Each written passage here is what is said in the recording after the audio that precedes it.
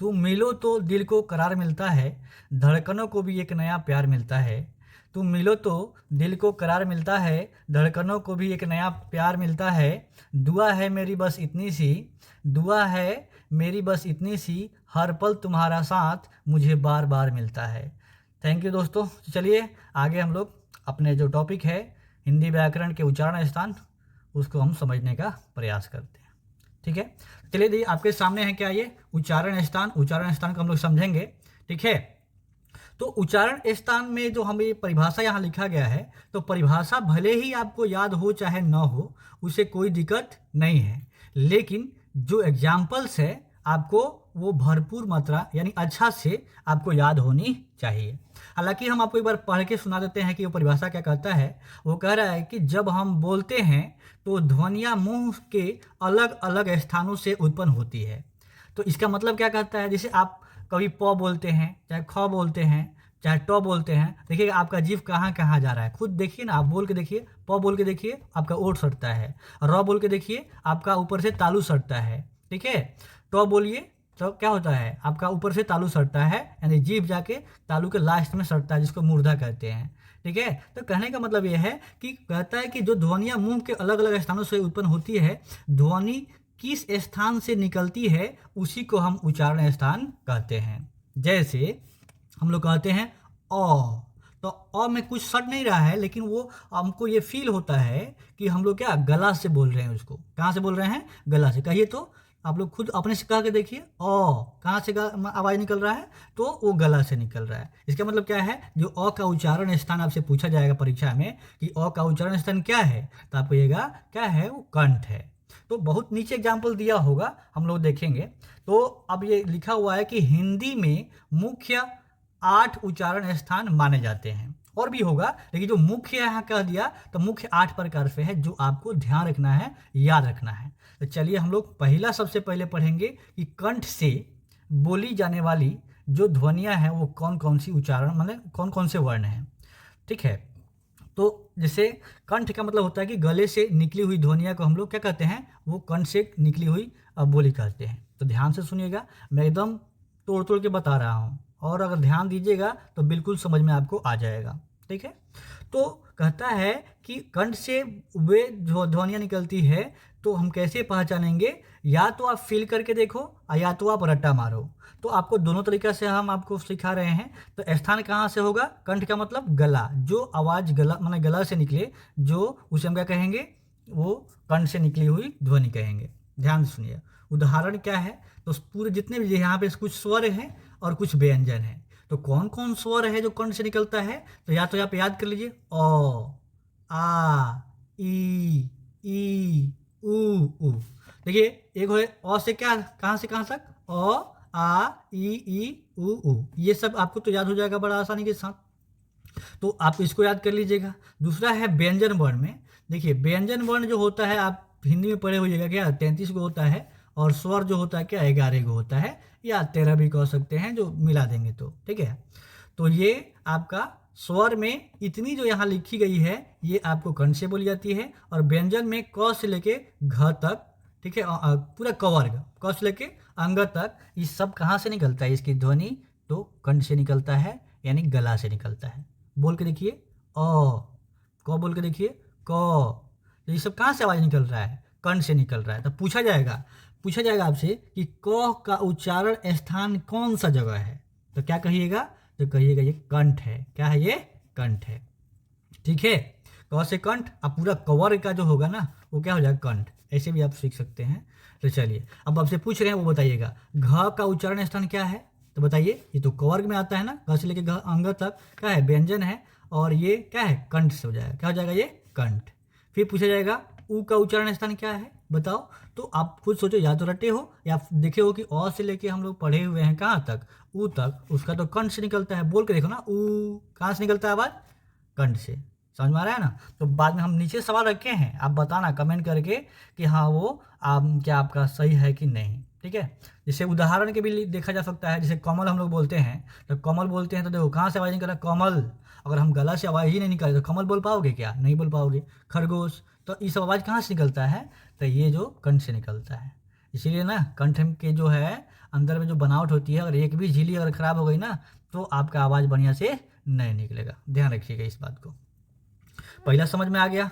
तो पहला में क से लेके कहाँ तक, ये क से लेके अंग तक, मतलब ये क्या है कंठ, और एक अ से लेके कहाँ तक, ऊ तक। देखो हम आपको पढ़ा भी रहे हैं, समझा भी रहे हैं, ताकि आपको भूलो नहीं। तो आप ऐसे भी सीख सकते हो।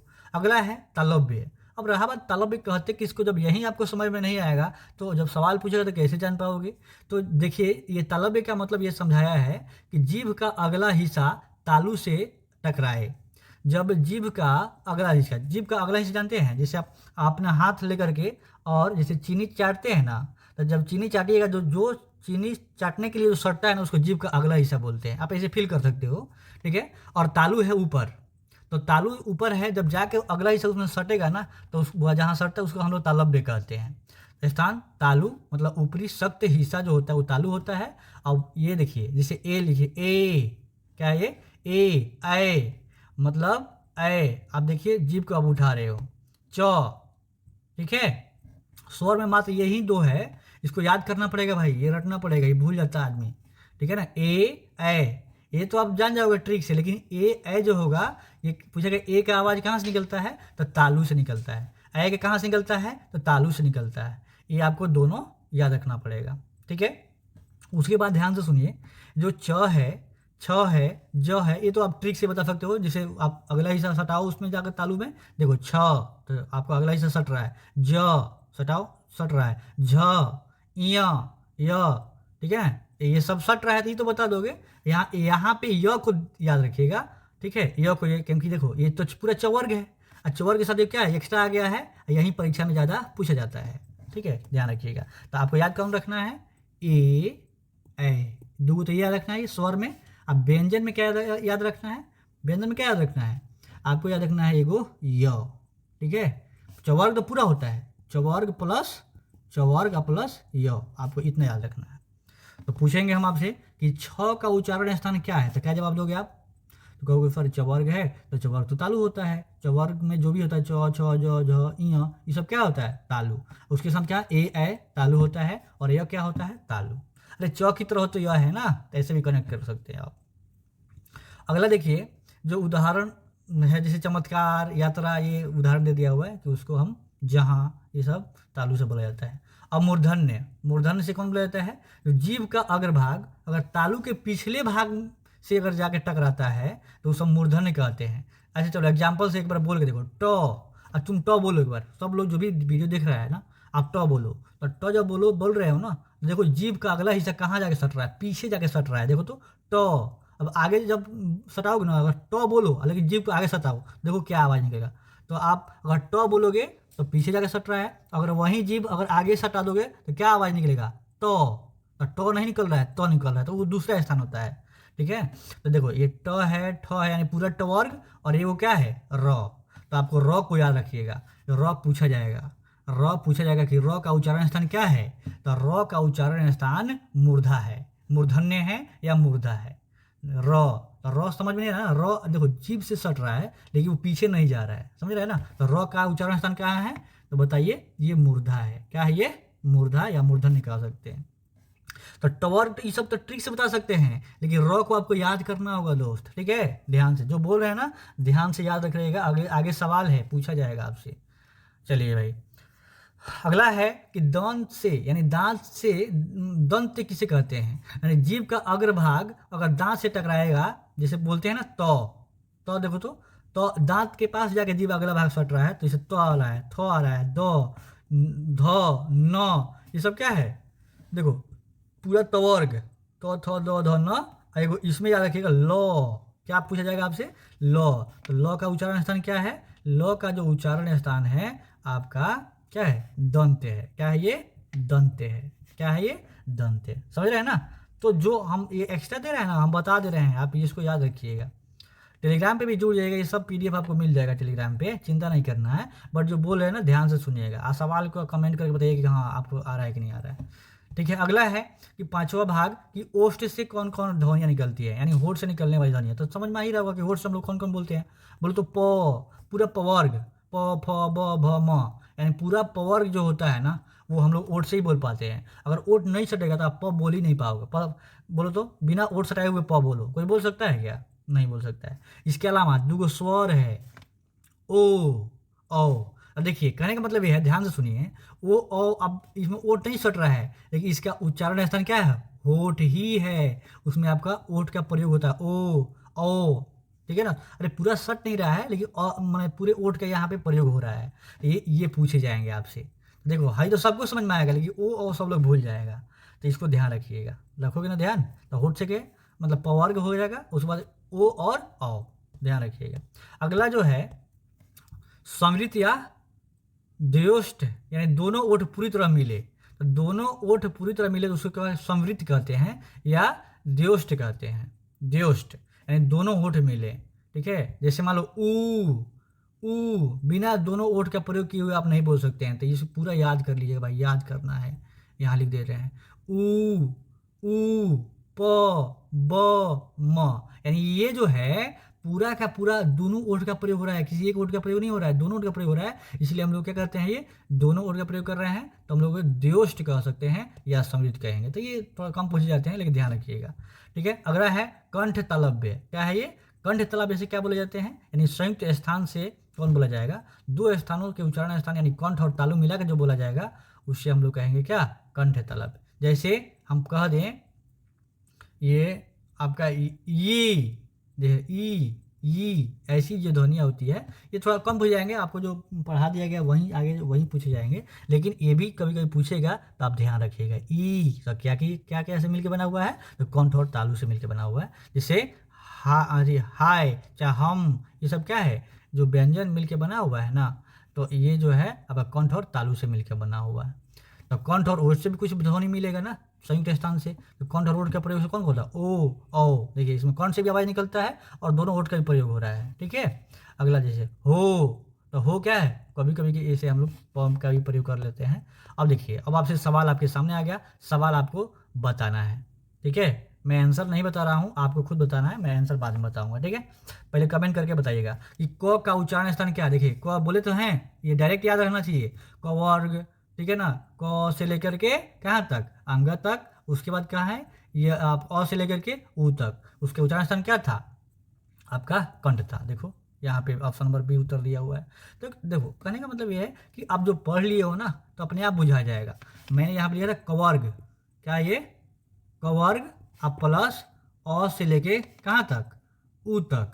ये सब जो है ये कंठ से था। आप बोल के दो ना, क अ ख, ये सब क्या है? कंठ से आवाज निकल रहा है।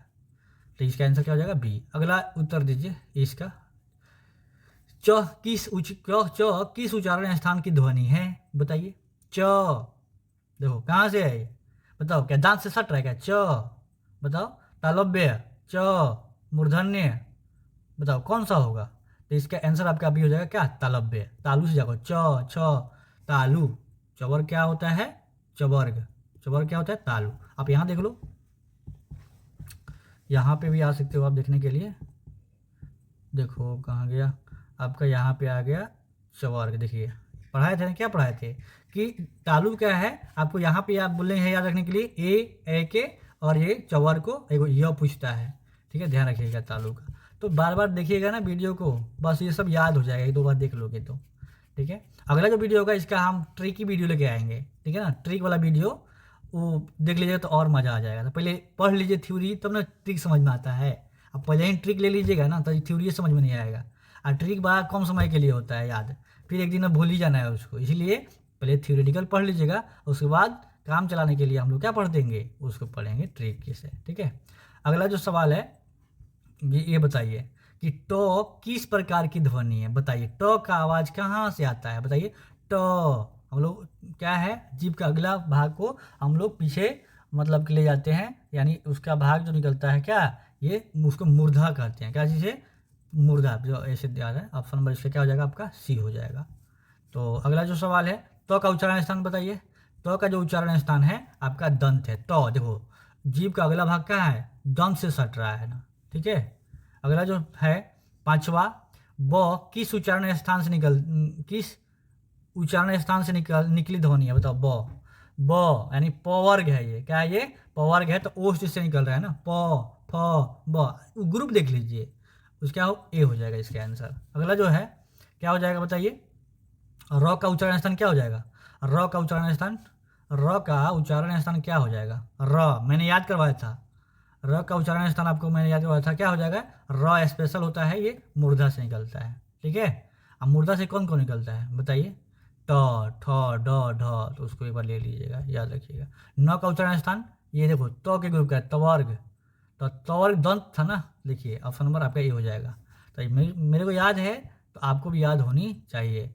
य देखो ये च का ये ग्रुप का है, तो च का ग्रुप का है तो क्या चीज़ हो जाएगा बताओ, च के ग्रुप का है, तो बताइए क्या हो जाएगा, चवर्ग क्या किसका था, तालव्य था क्या, बताओ तो, हाँ तालव्य, दंत तो होगा नहीं, दंत तो होगा नहीं, मूर्धन्य तो टवर का होता है, ओष्ठ तो पवर का होता है, यानी ऑप्शन नंबर क्या हो जाएगा, ए हो जाएगा। तो ऐसे आप कर सकते हो। ह का उच्चारण स्थान बताइए, तो ह का उच्चारण स्थान क्या होता है, ये याद करना पड़ता है, ह बहुत पूछता है, ये कंठ हो जाएगा, क्या हो जाएगा, ह, देखिए ह कहाँ से आवाज निकलता है, अब कंठ से निकल रहा है ना। चलो ये फ, पवर्ग है ना, तो प का क्या, दोनों ओठ सटता है, यानी ओठ हो जाएगा, ठीक है। बोल के भी देख सकते हो, ल बताइए, ल क्या हो जाएगा, दंत, ल ये बोले थे याद रखने के लिए, याद देखना पढ़ाए ना, उसमें बोले हैं कि ल पूछता है, आप तो पूछ भी दिया है, इससे क्या हो जाएगा, ल जो होता है, ल ऐसे ल बोलने से नहीं समझा कि ल कहाँ से आवाज निकल रहा है, ये ऐसा वर्ड है ना, याद करना पड़ेगा, तो आप याद कर लीजिएगा, क्या हो जाएगा, दंत हो जाएगा, क्या हो जाएगा ये, दंत। अगला घ का उच्चारण स्थान बताइए क्या होगा, तालव्य होगा कि कंठ होगा कि दो, ये घ का उच्चारण कवर्ग है ना, आता है ना, घ किस में आता है, घ आता है कवर्ग में, आ क मतलब कंठ, तो कंठ जो जाएगा, इसका क्या हो जाएगा, ये कंठ, ऑप्शन नंबर बी हो जाएगा।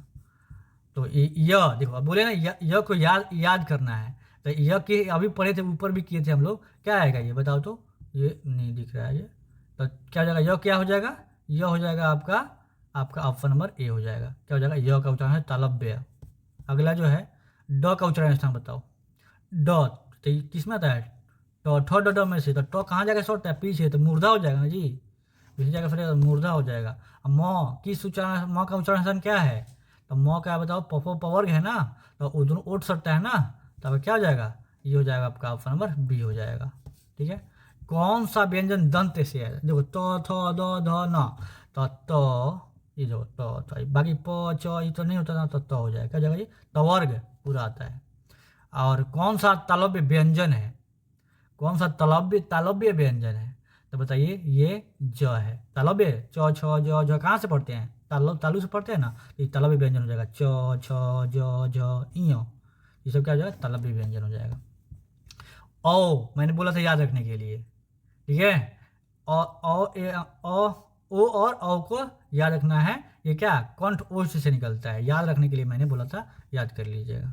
ये भ का उच्चारण स्थान, भ किस उच्चारण स्थान का निकलता है बताओ तो, प फ ब भ म, ये क्या हो जाएगा, ये ओष्ठ से निकलता है, प का उच्चारण स्थान से निकलता है। स, देखिए बहुत अच्छा सवाल है ये, तो बताओ क्या निकलेगा बताओ तो, ये स किसका उच्चारण स्थान की ध्वनि है, स कहाँ से निकलता है, तो स निकलता है आपका ये मूर्धा से, याद रखना पड़ता है।